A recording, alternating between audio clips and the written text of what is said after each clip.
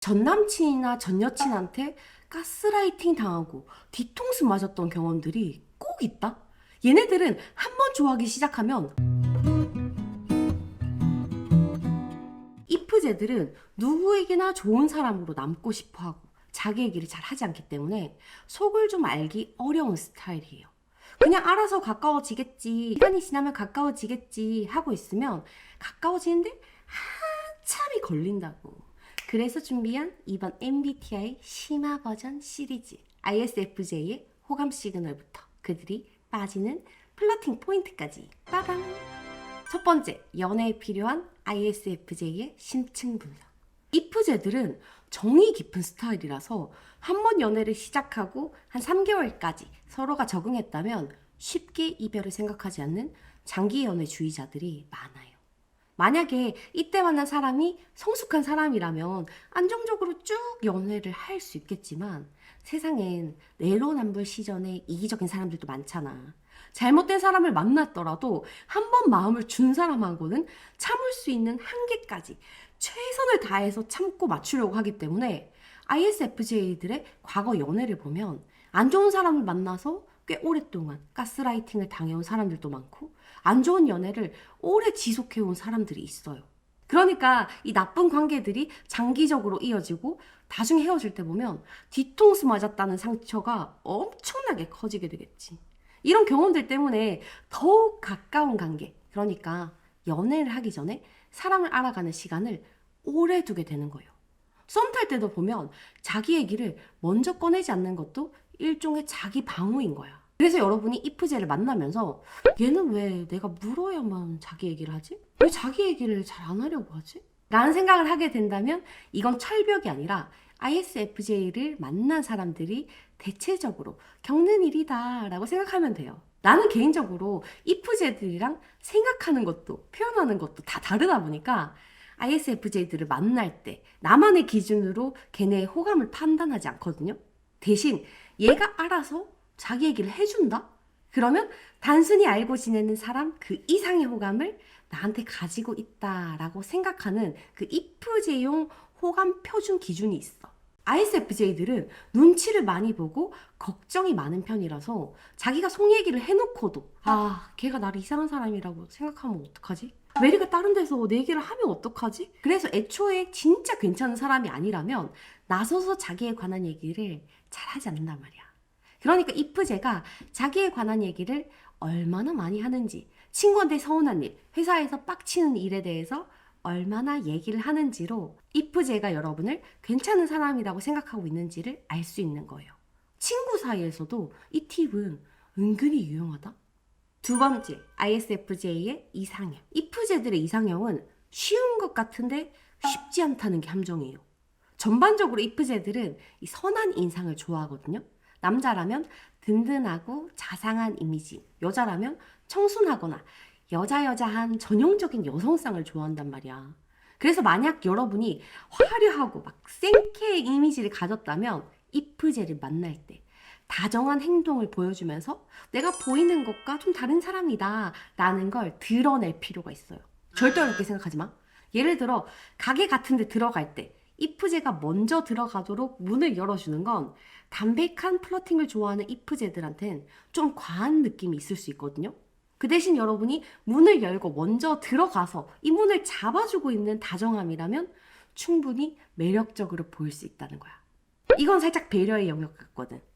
예전에 부담스러운 사람과 다정한 사람의 차이는 한 끗이라고 했잖아요. 이 한 끗 차이를 이프제들은 기가 막히게 구별해서 받아들여요.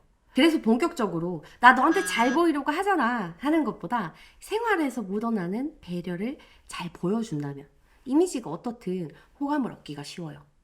이프제가 마음에 든다면 이런 호의와 호감의 경계에 있는 시그널을 여러분이 먼저 보여줄 수 있어야 돼. ISFJ 같은 경우에는 연애 타입이 수동형에 가까워서 평소에는 별 생각 없다가 자기한테 호감을 가지고 있는 것 같은 사람을 만났을 때 그제서야 그 사람이 이성으로 보이기 시작하거든요. 그래서 먼저 표현하는 게 훨씬 득이야. 마음에 드는 이프제한테 다가가는 방식은 딱 하나만 기억하면 돼요. 나 너에 대해서 궁금해 하는 마인드를 장착하기. 예를 들면 그런 거야. 대화를 할 때 밥 먹었어? 책 좋아하나 봐요? 이런 통상적인 질문들보다 그럼 너 집에 있을 때도 찌개 같은 거 자주 해 먹어? 그런 장르 원래 좋아했어? 이렇게 사람 자체를 알아가 보고 싶다는 느낌에 가까운 질문을 해줘야 돼. 이프제는 자기를 긍정적으로 봐줄 수 있는 사람한테 잘 빠지기 때문에 자기에 대해서 알아가려고 노력하는 사람을 만나게 됐을 때, 결과보다 자기의 노력을 칭찬해주는 사람을 봤을 때 그 사람을 괜찮은 사람이라고 느끼게 돼요.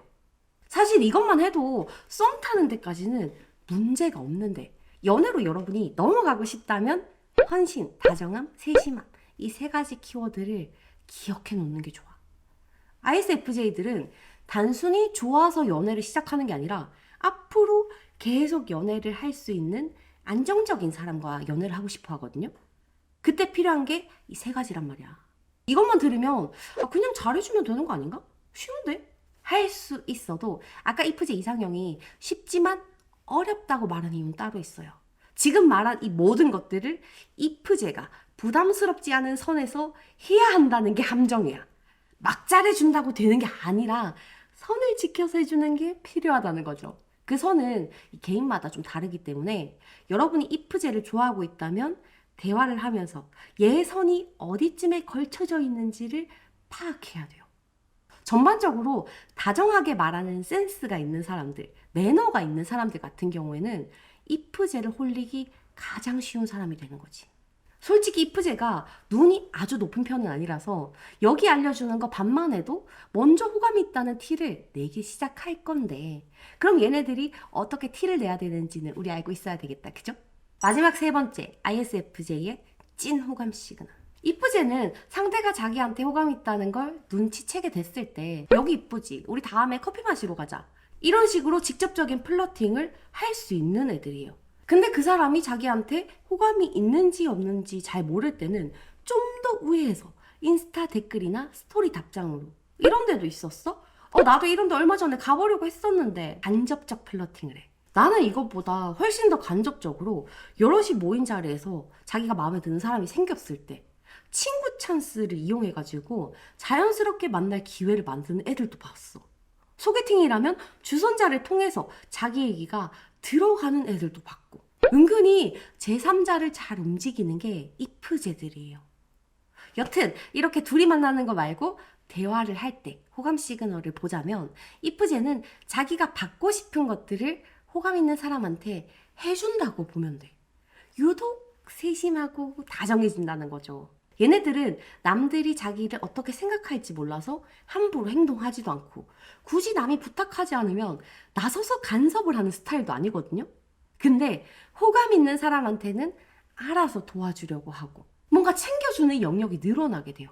그래서 부탁도 안 했는데 내가 모르는 걸 나서서 도와주고 알려준다? 여러분이 전에 뭐 사야 된다고 지나가면서 했던 얘기를 얘가 기억했다가 그걸 샀냐고 물어준다? 이러면 가능성이 있다고 생각해봐도 되는 거지. 여러분이 이프제한테 우리 뭐 먹을까? 어디 갈까? 라고 물었을 때 이프제가 대답하는 것들이 공교롭게 여러분이 좋아하는 것들이다? 이러면 이것도 호감 시그널이 될 수 있는 거예요. 눈치챌 수 있지? 오늘 말하지 않은 것들은 이 베이직 편에 좀 더 해놨어. 그러니까 이 세 가지로 쉬운 듯 어려운 듯 이프제와 좀 더 쉽게 가까워질 수 있길 바랄게요. 오늘도 만나서 반가웠어요.